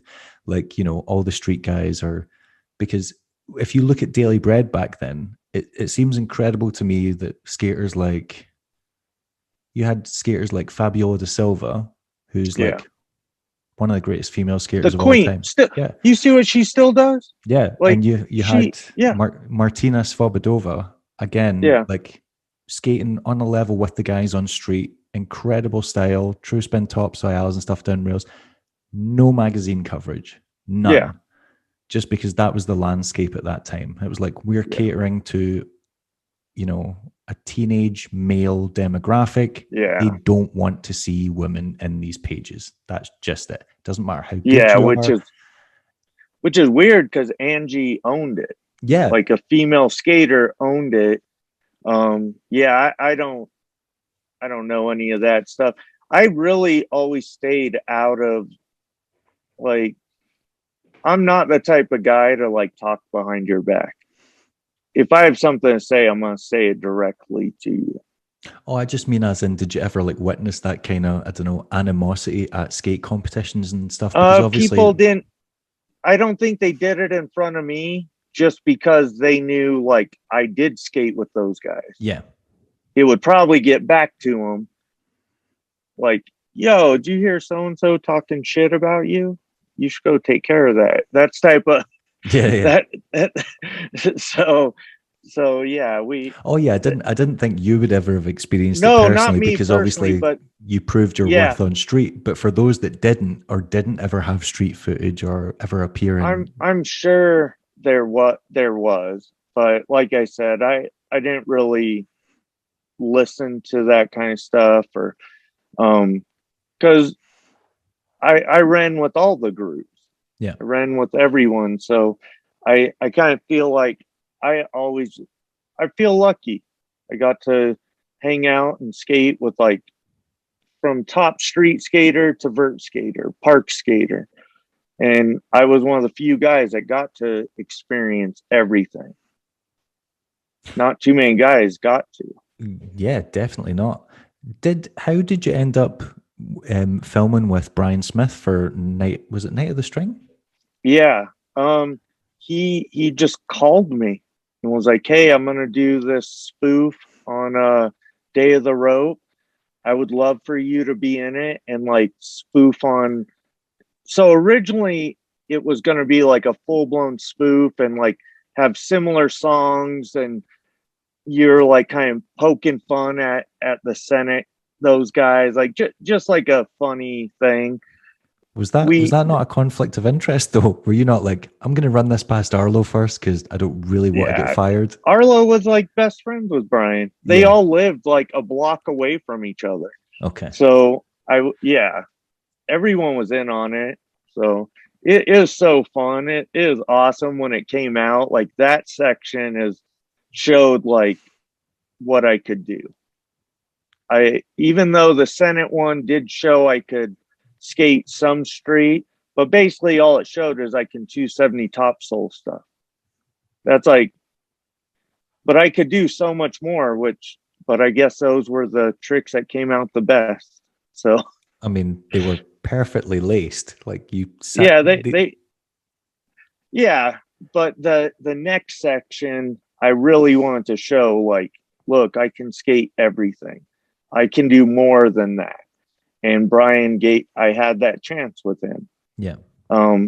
That was one. It took a couple months going out there, a weekend here, a weekend there, and just filming with Brian and going to contest, and we'd film. And then that's one of my favorite video sections. What was he like to hang about with? Because obviously everyone knows him as the larger than life personality, and obviously he was in Hoax 2 and stuff like that. And then everyone saw him in Friends when he was Rachel's boyfriend briefly, and then he became a like Hollywood photographer. But but what was he that, always like that, or did he just turn it on? So he was, when I knew him, like, and we hung out and stuff, he was kind of dabbling in modeling, and he would go to auditions for acting, stuff like that. And then we did all that stuff, and then there's a few years I obviously disappeared. I just didn't really. I skated with some people here and there, but I mostly kept to myself for a few years because I was working, had a family, stuff like that. So we get to that part of my career. I got sick. So I randomly got sick, and in the documentary, you hear me say, like, all I dreamt about was skating and fighting. I'm like literally dying, and that's what I'm doing in my dreams still. And then to wake up, you have no idea how angry I was to be alive. Because imagine you're this fit, athletic guy, and all of a sudden you wake up and your legs are on fire. You can barely breathe. They didn't even know it. They hurt my back. I woke up out of the coma. So I was in a medical induced coma. I wake up and they take the tube out, and literally, like, first thing I say is my legs are burning. And they're like, well, you've been laying for about 6 weeks. You have a bad back. And I was like, okay, I guess. My legs have never burnt like this before. And they sit me up. It's like a week later, they sit me up, and I could just feel something's not right in my spine. And somehow, when I lost all my muscle and stuff, they moved me to probably like change a dressing or something, and it like dominoed 4 discs in my back. So I just randomly had 4 discs just burst. So I wake up out of this coma, and I'm using a walker. Like, I couldn't even walk on my own. Then I go to the back doctor, and he's like, holy crap, are you sure you didn't get in an accident? And I was like, yeah. I walked into the hospital, told him I didn't feel right. And next thing I know, I wake up, and it's like a month later. I was in a coma for a month, and then I was in the hospital for like 2 weeks after that. Right. And I go see a back specialist. He does an MRI, and he did my MRI like a few years before that. So he had a previous one. And he's like, dude, it looks like you jumped out of a building because they just crushed. And he goes, you're going to have metal put in your spine. And I was like, no, I'm not doing that. And he goes, you're going to have to. It's that bad. And I made it 1 year, and then the disc, something went wrong, and they had to like hurry up and do surgery. And they put metal in my spine from basically the tailbone up to the L4, it's called. You Okay. have five L discs. So 4 of mine are fused. So I get through that. First thing I do is put skates on, try skate. It didn't go so well. So I keep going. A few months later, I get up to get my wife a blanket and my knee explodes for the 7th time, like just pops. I have to have knee surgery again. That was surgery number 7, where the doctor said I did what I could. And so now I have a bad knee. My back is messed up. That's what I was going to say. Like, how's now that you've got metal in your back? Like, how is it in terms of movement, or how restricted it's are you? brutal. I've had to fully relearn how to like move because my hips don't move the same way. So super frustrating. I do that documentary. My buddy Manuel is like documenting me, like coming back and skating and doing all that. I'm doing awesome. And out of the blue, I'm moving an air conditioner with a guy, and next thing I know, I'm on the ground. 3 more discs pop in my back. So now I've been skating, but just a little bit. Like my body's said it's had enough at this point. Yeah. I mean, you've put it through more in like the space of 10, 15 years than most people do in an entire lifetime. So Oh yeah. But man, I can't stop. Like I can barely walk some days, but the days that I wake up and I feel so, I throw my skates on and go to any skate park and skate until my legs don't work anymore. I was about to say, because I still see you regularly buying skate products, so you're obviously using them.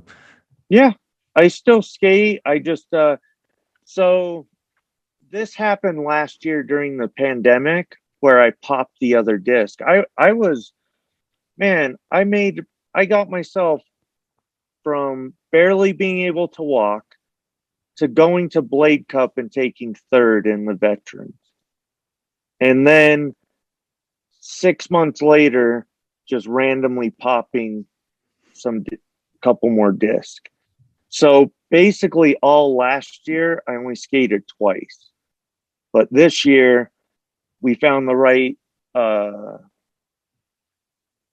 balance of medications and exercise and stuff, and I fit skating in when I can. I work a lot. I just started a air conditioning heating business. Okay. So I like working. I enjoy it. So it takes my mind off my body pains and stuff. Because if not, you'll just sit around feel bad for yourself. Yeah. And did the doctors ever like give you a reason for why you're having such kind of chronic back problems, or like have they managed to attribute it to anything, or do they just think it's just from long-term abuse? Yeah. Like what they see in my spine is that the discs are just broken down. Think about back in the heyday, what were we doing? The biggest thing was you wanted to do a grind and do like 12-foot drops. And like there's a thing, I never even filmed it, and I'm mad at myself. I skated on top of a shipping container. So think how tall that is. Yeah. I jumped on a handrail, did a royale to alley-oop soul, 450 out, and you gotta think it's like a 12-foot drop. Yeah, that's a lot. Like, and like I said, I like doing things that scare me. So if I'm not scared, I can't tell you how many times I jumped gaps and they were too big for me, where I would jump them and literally just smash to the ground because my bot is just too big for me. Yeah, it's going to take its toll. Yeah, that's fair So enough. all that stuff, and I started. I started action sports before it was action sports. You know, when I was skateboarding, it was a degenerate thing. It was, you're a loser. You skateboard. Yeah. You don't play football. Like, and so I've been abusing my body since I was 4 years old and doing but man, even though I've had moments of weakness where, like, to be honest, I've thought about just ending it and stuff because of just letting everything weigh on you. I had 4 years where I couldn't work. I was a stay-at-home dad, and you would think that that would have made me happy because I am so into my kids, and I hated it.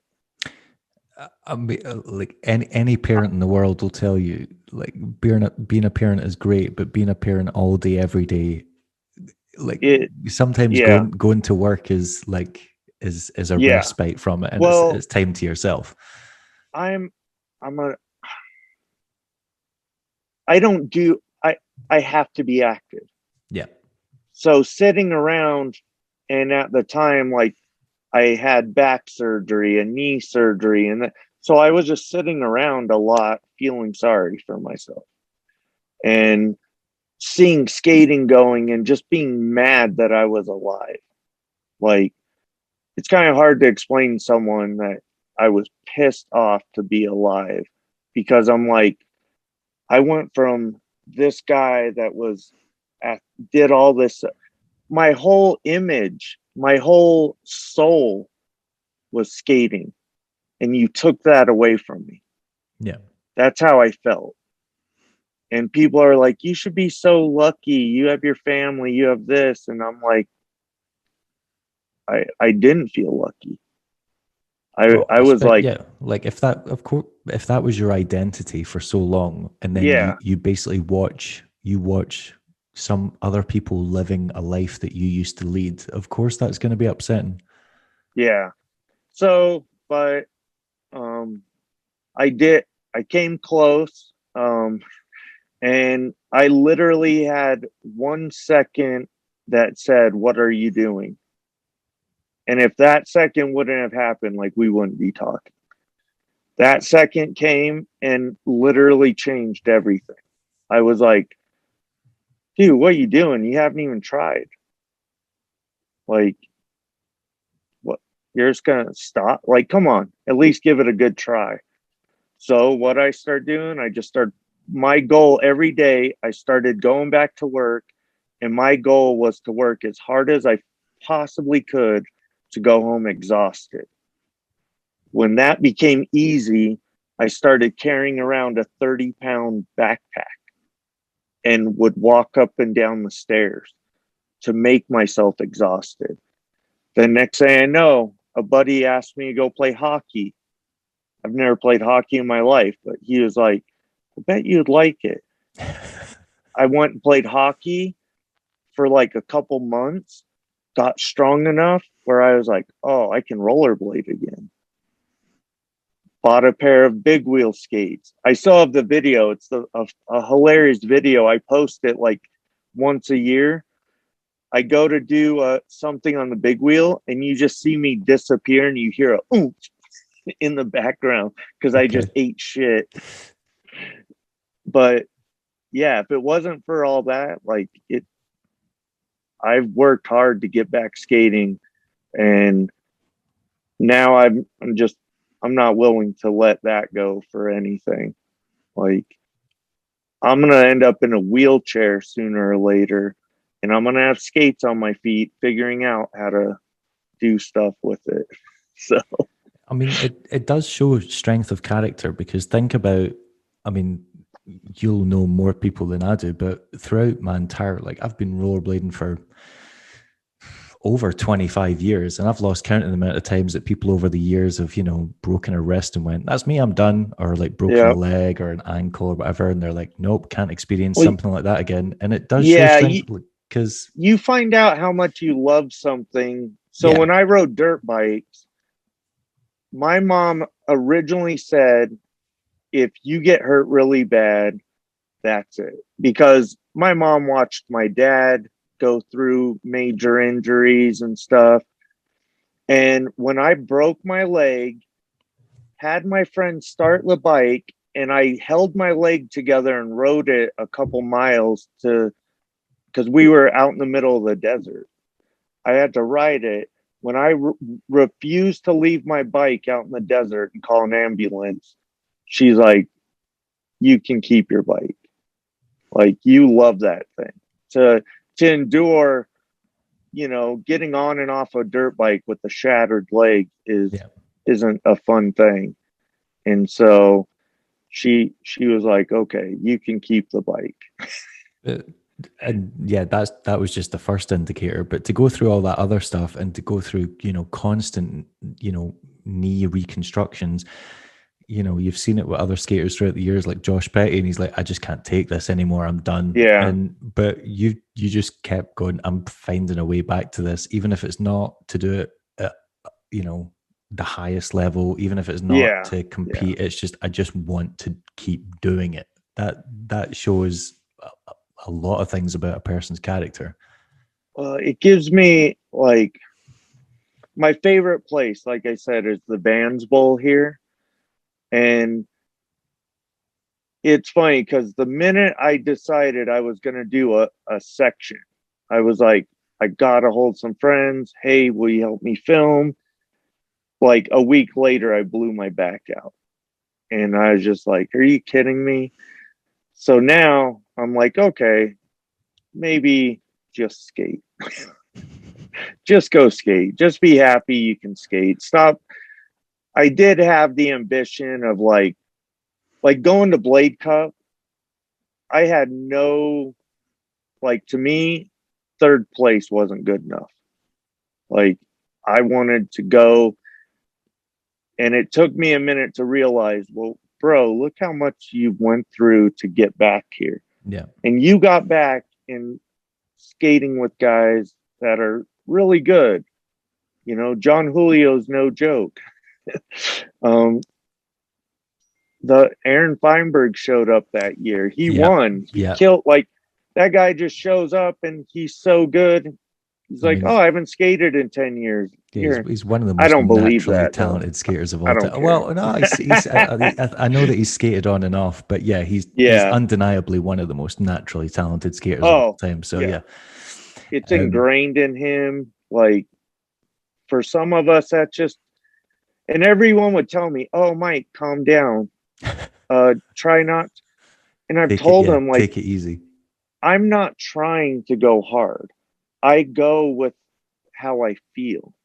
I'm just going with whatever trick comes natural in that moment.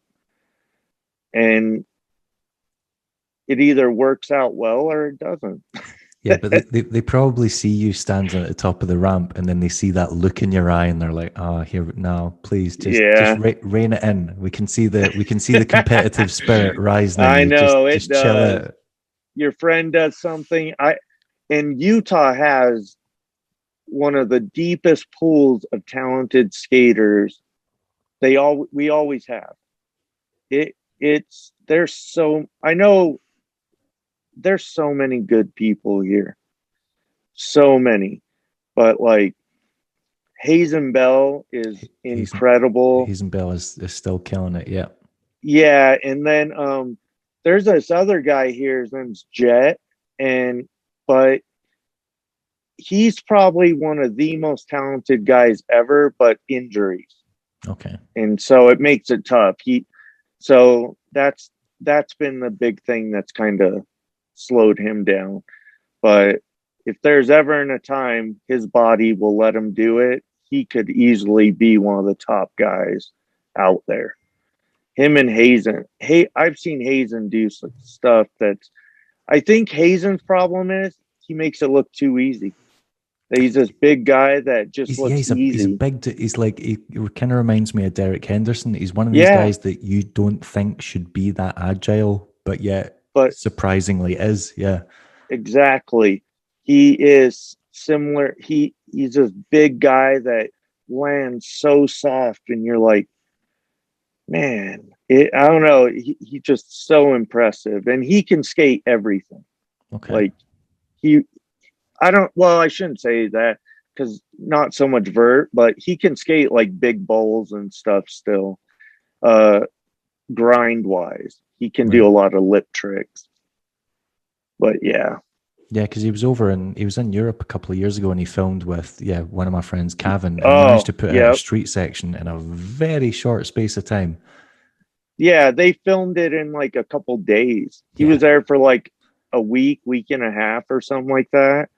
And just him and his wife went, and they won. He went because he won that year. He won Mile High, and then I think he also won Blade Cup that year.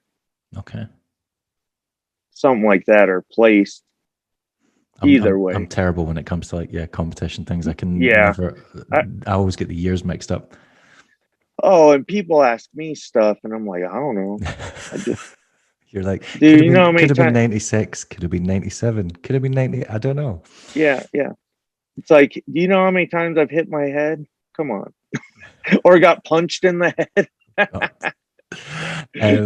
So that's what I was wanting to ask. Looking back on those times, and I know there was people that you really looked up to, like Renee Hallgren, and there was certain people you were quite close to. Like, who like on the competition circuit and stuff like that, did you become like really like close personal friends with? Who do you look back on and go, God, we had a strong bond during that time? Was there anyone? Marco Hintze, because him and I were just together. Like we still to this day talk, like through we're not as friendly, but I'd say we still associate. Yeah. But kind of funny, just the Utah guys like Tori. I going to Europe with him and stuff like that, and I don't know, Rawlinson. All right, me and Rawlinson Rivera. There's many years where Rawlinson, like, it was almost like big brother, little brother. He would just, we became really close for a few. Honestly, there's like a couple of years with Rawlinson, or it started with Marco, a couple of years with him, then a couple of years with Rawlinson, then other than that, I kind of I've always kind of just, I'd talk to people, hang out, but a lot of times just stuck with myself. I know I am very social, but I'm oddly like, I really like alone time. Yeah. So I'm the introvert that's very social or whatever. I don't know how it works out, but I know what you've been. Yeah. Yeah. But, and the older I get, though, I get worse. Like, I don't like being around a lot of people. That once a year going to Blade Cup, I do enjoy that. Showing up, reminiscing. But I'm a big believer in not living in the past.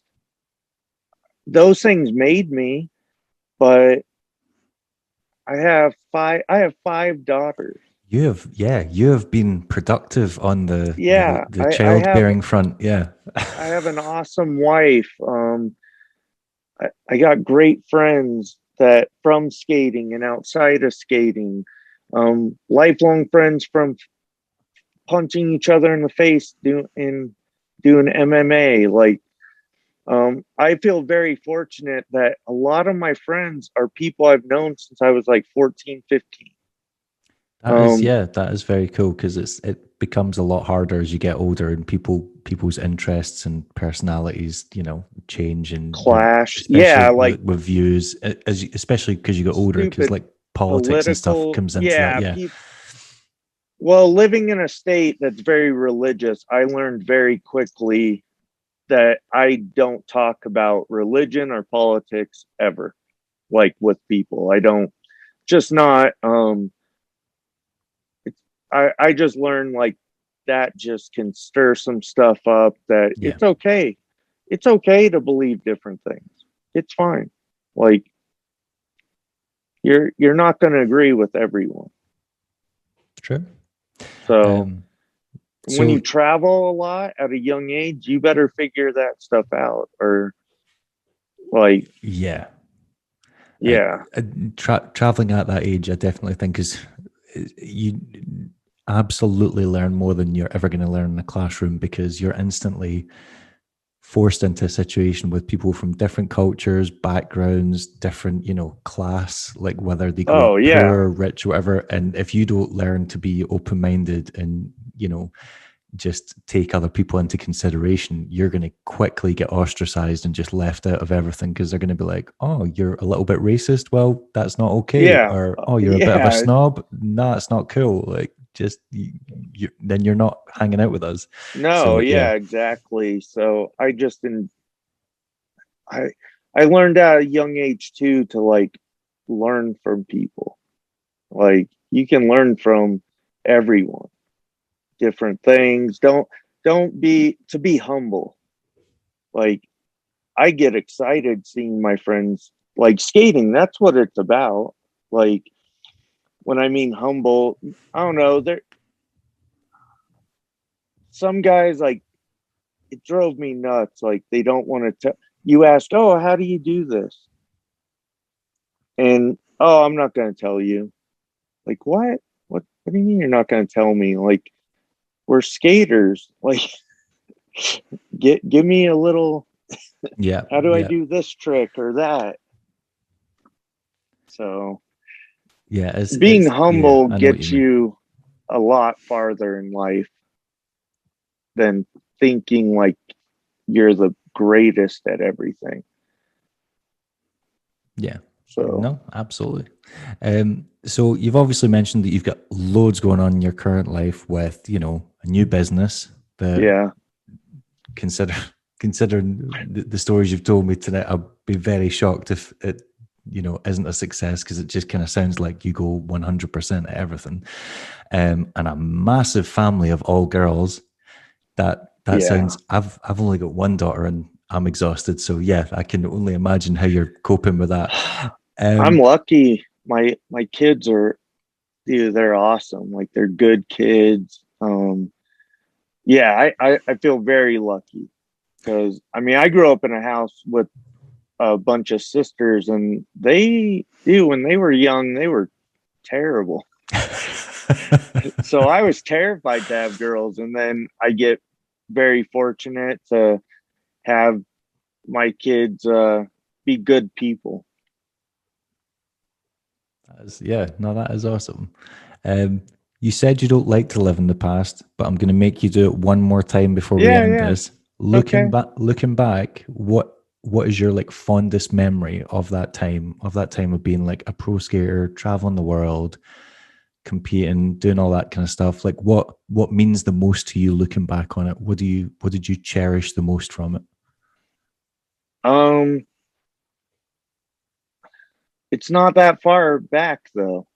What I I'm cherish the most okay. is getting back to skating, my buddy Manuel doing that documentary, and how many people said non-skate, like when I went to Blade Cup, skaters' wives coming up to me and saying that I've inspired them to try.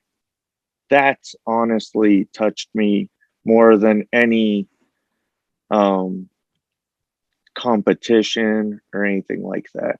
Okay. So, like I said, it wasn't that long ago. If I had to pick something before that, it was winning NISS but only because how it worked out, how a month before Yeah. I get to battle like someone I respect so much, and like the only guy I cared about, well, admired as like what he could do. I put him on a pedestal. So to look back, one of my favorite moments is me being happy when he won, but how happy to have like someone you respect like be excited that you won. Yeah. I thought, looking back, that was one of the like coolest moments, was what a moment I just shared with Renee, you know, after the contest. That type of thing was pretty super rad. But everything in my life still is because of skating. My mental fortitude is because of hitting the ground and wanting to land a trick. All for what? Nothing. Glory. Yeah. Just to say you did it. Yeah. Just personal satisfaction more than anything. Yeah, like I did this on this rail, and how skating teaches you that, like, to get up and try again and stuff. So I contribute skating to like it's me. I like, you asked me, oh, I'm a rollerblader. That's what I am. That's what, every bit of me is what I identify as. I think that's true for a lot of people, because Yeah. after you start doing it for a certain amount of years, it's no longer just this thing that you do. It's you know, a huge part of what makes you as a person, because you think Yeah. about it so much, or it influences so many other aspects of your daily life. Like, I don't know, the music you listen to, or the people though. Yeah. Like, I've met every walk of life. I've got to skate with very wealthy people. I've got to skate with the poorest of poor people. And when you're on skates, none of that matters. Yeah. Like, it's like it's a social equalizer or leveler. Yeah. Yeah. So, but yeah, man, I really appreciate you reaching out and us doing this. Not at all. I've taken up well over 2 hours of your time today. Oh, So man. I'm going to let you enjoy the rest of your Sunday. Yes, but sir. Thank you very much for Thank taking you. the time today. Some of those stories were, some of your stories are just like, if they didn't happen to you, you'd expect to have seen them in a film or something. It's just insane. Yeah. But, well, thanks, man. Well, and I'm glad you're doing well. Thank you so much. I appreciate it. And let's chat again soon. Good luck with the business, and yes, good luck with all those daughters. Yeah. I appreciate that. You too. Have a great day. Thank you. Bye. Bye-bye.